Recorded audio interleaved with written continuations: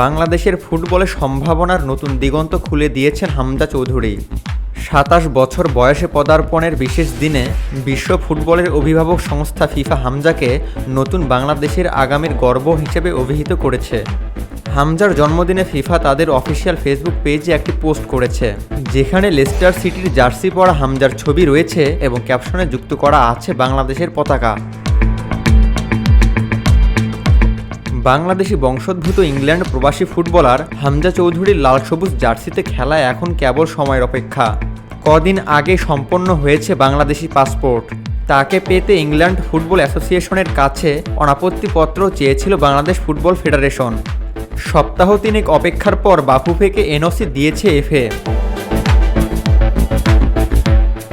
বাংলাদেশের ফুটবল ভক্তরা এখন হামজা চৌধুরীকে বরণ করে নেওয়ার অপেক্ষার প্রহর গুনছেন।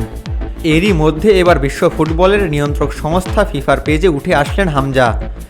FIFA football world cup verified Facebook পেজে হামজার ছবি পোস্ট করে ক্যাপশনে লেখা হয়েছে, নতুন বাংলাদেশের আগামীর গর্ব হামজা।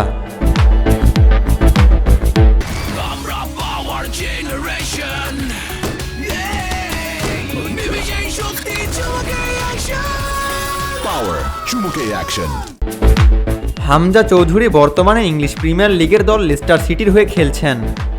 শীর্ষ পর্যায়ে প্রথম দিকে ডিফেন্সিভ মিডফিল্ডার হিসেবে খেললেও বর্তমানে লেস্টার সিটির হয়ে রাইট ব্যাক পজিশনে খেলে থাকেন তিনি।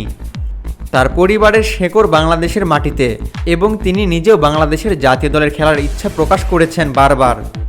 প্রথম ধাপ হিসেবে প্রয়োজন ছিল পাসপোর্টের, যা ইতোমধ্যেই বাফুফে ও হামজার পরিবারের সমন্বিত প্রচেষ্টায় করা হয়েছে।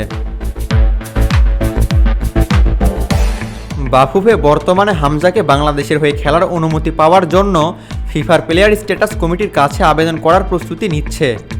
এই আবেদনটি পাসপোর্ট, ইংল্যান্ড ফুটবল অ্যাসোসিয়েশনের অনাপত্তিপত্র এবং অন্যান্য প্রয়োজনীয় ডকুমেন্টের সঙ্গে যুক্ত করা হবে। ফিফা প্লেয়ার স্ট্যাটাস কমিটি যখন এই আবেদনকে অনুমোদন করবে, তখনই হামজা বাংলাদেশের প্রতিনিধিত্ব করার যোগ্যতা অর্জন করবেন। এর আগে হামজা ইংল্যান্ডের অনূর্ধ্ব-21 দলের হয়ে খেলেছেন।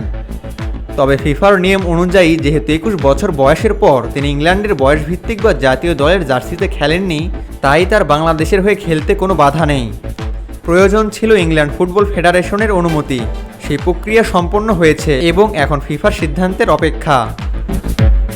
আবু তালহা, অনফিল্ড।